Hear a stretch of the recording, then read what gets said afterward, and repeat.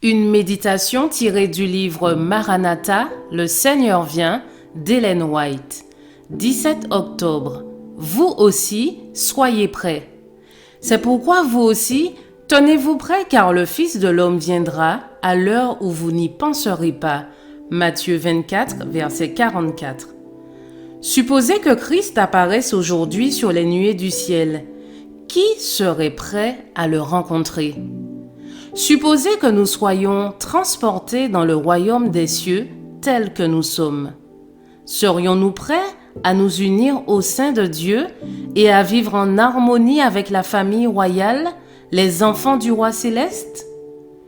Quelle préparation avez-vous fait pour le jugement? Avez-vous collaboré avec Dieu?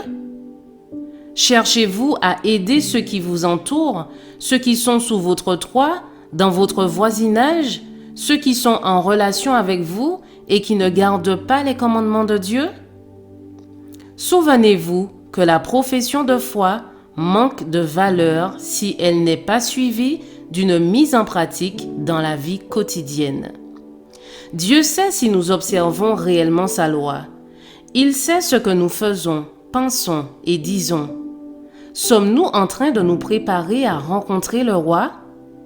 Quand il viendra sur les nuées du ciel avec puissance et une grande gloire, pourrons-nous dire « Voici, c'est notre Dieu en qui nous avons confiance, et c'est lui qui nous sauve. » Ésaïe 25, verset 9. À ceux qui pourront le dire, Christ dira « Venez plus haut, vous m'avez aimé sur cette terre, vous avez aimé faire ma volonté. Vous pouvez entrer maintenant dans la sainte cité et recevoir la couronne de la vie éternelle. » S'il nous était possible d'être admis dans le ciel tel que nous sommes, combien d'entre nous pourraient regarder Dieu? Combien parmi nous portent le vêtement des noces? Combien parmi nous sont sans tache ni ride? Combien parmi nous sont dignes de recevoir la couronne de la vie? C'est aujourd'hui le moment de laver et de repasser. C'est le moment de laver la robe de notre caractère dans le sang de l'agneau. Jean dit, « Voici l'agneau de Dieu qui ôte le péché du monde. » Jean 1, verset 29.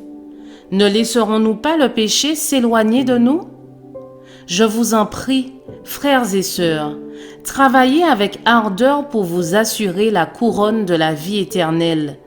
La récompense sera digne du conflit, digne de l'effort. Dans la course à laquelle nous participons, chacun peut recevoir la récompense offerte, la couronne de la vie éternelle. Je désire cette couronne. Je veux dire que je désire l'obtenir avec l'aide de Dieu. Je veux m'accrocher à la vérité jusqu'à ce que je puisse voir le roi dans sa beauté. Je vous souhaite une excellente journée.